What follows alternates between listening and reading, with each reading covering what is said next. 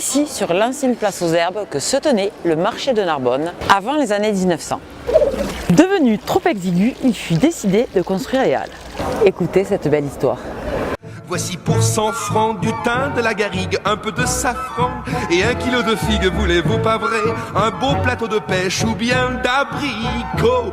Voici l'estragon et la belle échalote, le joli poisson de la Marie-Charlotte, voulez-vous pas vrai? Un bouquet de lavande ou bien quelques œillets. Les halles, ça a commencé à la fin du 19e siècle pour remplacer un marché qui était présent historiquement à Narbonne sur l'actuelle place de l'Hôtel de Ville. Ça s'appelait à l'époque la place aux Herbes. Et tous les marchands narbonnais étaient rassemblés sur cette place aux Herbes pour commercer quotidiennement.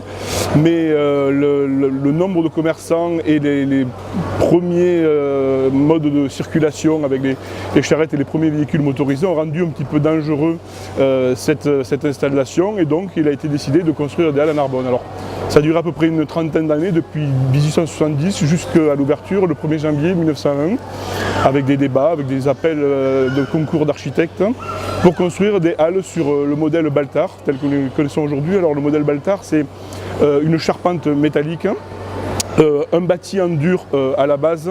À l'époque, c'était des clayettes, ce n'était pas des vitres qu'on avait tout autour. Et ce modèle Baltard, en fait, c'est tout simplement 4 pentes de toit, avec une partie surélevée au centre qui s'appelle le lanterneau. Et cette partie sert justement à éclairer et à ventiler naturellement le bâtiment. En 1956, c'est l'hiver où il a fait très froid. Je vous rappelle que je vous dis tout à l'heure, c'est que tout autour des halles, il y avait des clayettes. Donc il y a des étals qui étaient enneigés les jours de grand froid et de neige qui sont assez rares, mais enfin ça peut arriver de temps en temps. Il avait fait tellement froid ce jour-là que tous les commerçants avaient amené leurs cajots et des palettes et avaient allumé un grand feu au milieu des halles pour pouvoir se réchauffer, chose qu'on ne pourrait plus faire aujourd'hui, bien évidemment.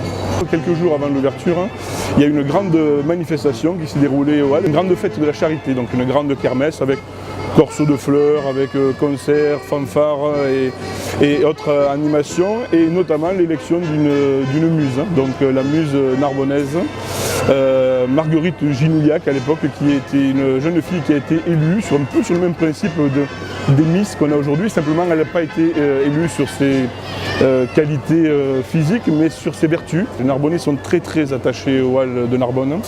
Je rencontre souvent des Narbonnais qui me disent on n'a malheureusement pas le temps par rapport aux activités professionnelles de venir trop souvent en semaine, mais dès qu'on a de la famille qui vient nous voir à Narbonne, on ne peut pas faire autrement que de les amener aux halles pour leur faire découvrir ce joyau. Donc les Narbonnais en sont, je pense, un petit peu fiers. J'ai hâte au point du jour de trouver sur mes pas ce monde émerveillé qui rit et s'interpelle le matin.